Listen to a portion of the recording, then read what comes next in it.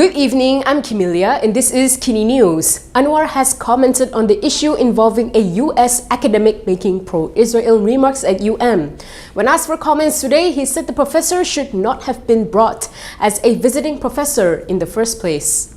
Prime Minister Anwar Ibrahim has criticized US academic Bruce Gilley for his pro-Israel remarks.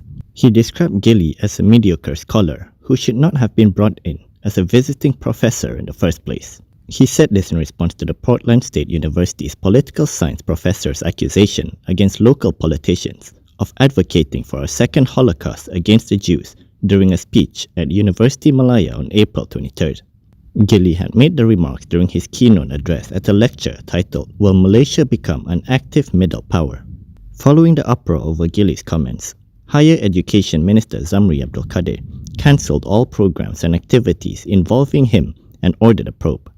has since apologized for the incident, pledging to improve its procedures and guidelines in vetting individuals it works with in the future. Surendran has termed a proposal by UMNO's youth chief on the prerequisite for citizenship as illogical. He also told Akmal to read the federal constitution regarding the issue. Former MP N. Surendran has panned UMNO youth chief Dr. Muhammad Akmal Saleh over the proposal to make mastery of Bahasa Melayu a prerequisite for obtaining Malaysian citizenship. Surendran termed the proposal as lacking logic.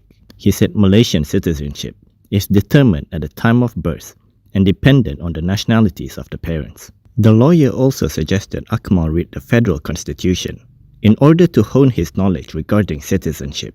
On a sarcastic note, Surendran posted his comments on X and asked whether to do the BM test just after birth in the maternity ward or after cutting the umbilical cord. Earlier, Malaysia Kini reported Akmal as stating that UMNO youth would like the government or the opposition to file a parliamentary motion to amend the law to make it mandatory for one to be able to converse in Bahasa Melayu in order to be considered a citizen.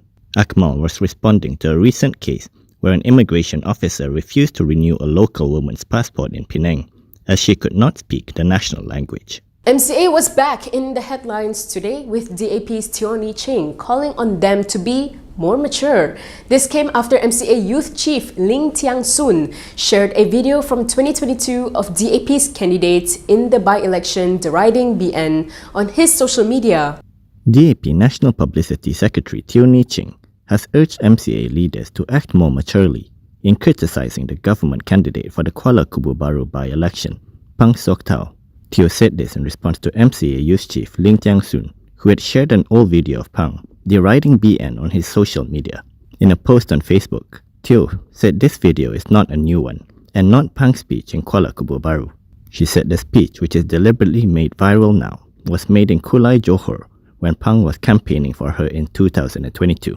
Teo added that they should check thoroughly before making unfounded claims. She said while it is common for DAP and MCA to have insulted each other in the past, both parties must learn to move forward now that they are part of the coalition government. She also said that DAP respects MCA's decision to not support them in the by-election, but attacking Pang to the extent of humiliating her face is definitely beyond acceptable.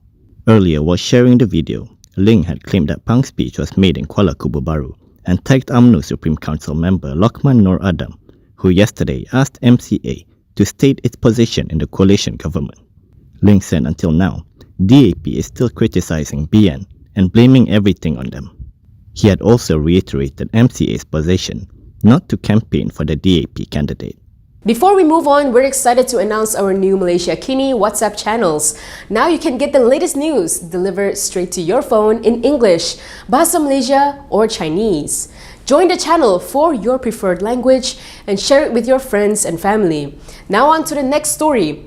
Still on the topic of the by-election, Bersatu has expressed confidence in getting the marginalized votes in Kuala Kubu Baharu. Bersatu Information Chief Razali Idris is confident that Indian and Orang Asli voters will cast their ballots for the Perikatan Nasional candidate in the Kuala Kubu Baru by-election. Razali said more so with Indian voters because it is now pointless for them to pin their hopes on MIC. In a statement yesterday evening, he said the time has come for them to support PN, which is committed and vocal for the people. Describing the two communities, which make up more than 6,200 of the total voters, as the kingmaker, he claimed the current government marginalized them with regard to education employment, cost of living, welfare, and their futures. Razali also noted the 30.85% increase of votes for PN in last year's state election and said that this signaled a shift in support. He said he is confident that Malay voters, especially those who voted for UMNO in the past, will vote for the PN candidate. Previously, Malaysia Kini reported that certain quarters have called on Indian voters, who constitute 18% of the electorate, to boycott the May 11 polls to send a clear message to the government. Meanwhile, earlier this week, Prime Minister Anwar Ibrahim denied reports which claimed that MIC would not be campaigning for his coalition government's candidate in the by-election. Kuala Kubu Baru is one of the 3 state constituencies under the Hulu Selangor parliamentary seat. The Hulu Selangor MP and the other assembly persons are from PN. Meanwhile, Bersih has reminded the government of some provisions in the Election Offences Act. This came amidst plans by the Selangor government to hold a Hari Raya Aidilfitri open house in Kuala Kubu Baru. Bersih said a Hari Raya Aidilfitri open house organized by the Selangor state government in Kuala Kubu Baru tomorrow evening is an election offence. The Electoral Reform Group questioned the location and timing of the event, given the nomination for the by-election in the state constituency is tomorrow morning. In a statement, the Bersih Steering Committee reminded the Selangor state government that the organizing of the Aidilfitri open house can be in violation of many provisions in the Election Offences Act 1954. They added that based on the brochure of the program, the event will have feasting and the gifting of duit raya.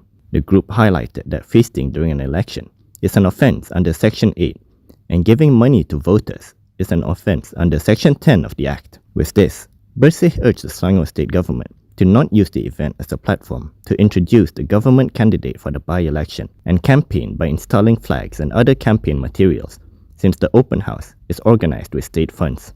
The by-election scheduled for May 11th was called following the death of Lee Ki-hyong, who held the seat since 2013. An academic believes universities should have autonomy and we need to respect their authority, especially regarding academic matters.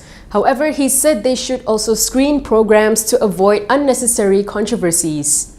An expert believes that universities should implement screening processes for the programs they conduct, but not to the extent of compromising their autonomy and openness.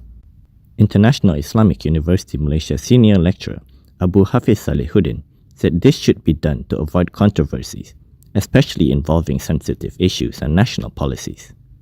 According to Bernama, he said all universities have autonomy and we need to respect their authority, especially regarding academic matters. He added that heavy screening is not necessary, but there should be sufficient screening to avoid unnecessary controversies. Yesterday, US-based political science professor Bruce Gilley made controversial pro-Israel statements during a speech in a program organized by University Malaya. Following the incident, the Higher Education Ministry directed UM to cancel any programs and activities scheduled to be attended by Gilley and to investigate the matter and provide further details immediately. Meanwhile, Hafiz said that the university should have acted when the speaker made statements that criticized the stand of the Malaysian government directly or indirectly during the program. He said the organizers needed to understand the impact, not only on the lecturer, but also on the university and the Higher Education Ministry.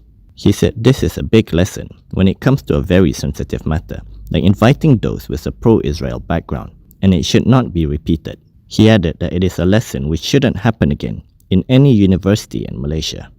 Spread positivity by joining our Muhibah story photo and essay campaign by April 30th. Selected stories will be featured on Malaysia Kini and contributors will receive a free 1-month subscription. Let's build a better Malaysia together. That is all from me today. For more stories, you can go to kinitv.com. You can also follow us on Instagram, Twitter, YouTube and Facebook for the latest news updates. If you would like to support independent media, do consider subscribing to MalaysiaKini.com. I'm Camelia. Thanks for watching.